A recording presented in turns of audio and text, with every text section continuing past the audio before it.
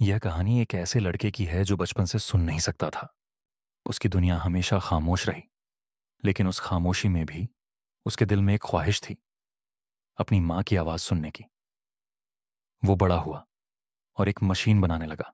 ऐसी मशीन जो पुरानी चीज़ों में छुपी आवाज़ें वापस ला सके, जैसे खिलौनों में, पुराने दरवाज़ों में, टेप में, जहाँ भी किसी आवाज़ की हल्की सी भी निशानी हो। उसकी माँ, लेना, हर दिन उसे देखती रहती थी। वो जानती थी कि बेटा कुछ बहुत गहरा महसूस कर रहा है, लेकिन वो उसे कभी रोकती नहीं थी।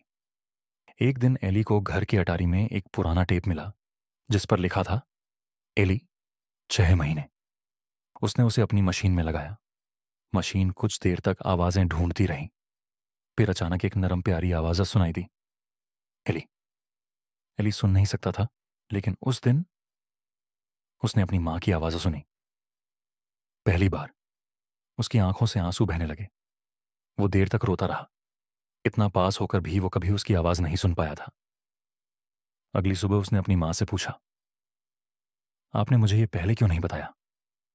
उसकी मां ने बस इतना कहा, मैं नहीं चाहती थी कि तुम हर दिन वो याद करो जो तुम खो चुके हो।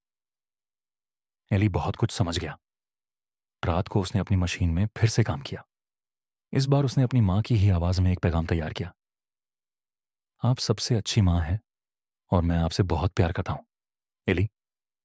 जब उसकी मां ने यह सुना, अपनी ही आवाज में अपने बेटे का पैगाम, वो चुपचाप बैठ गई और रो पड़ी।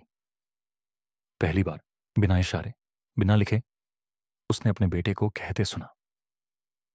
कुछ महीनों बाद एली एक बड़ी स्टेज पर खड़ा था, अपनी मशीन दुनिया को दिखा रहा था। वो आज भी सुन नहीं सकता था, लेकिन अब वो हजारों लोगों को अतीत की आवाजें सुनना सिखा रहा था। और आखिर में एक आवाज चलती है, उसकी मां की। अगर मैं कभी चली भी जाऊं, तुम मेरी आवाज हमेशा सुन सकोगे, क्योंकि मां का प्यार कभी खामोश नहीं होता। लाइक और सब्सक्राइब कर दें आने वाली वीडियोस के लिए।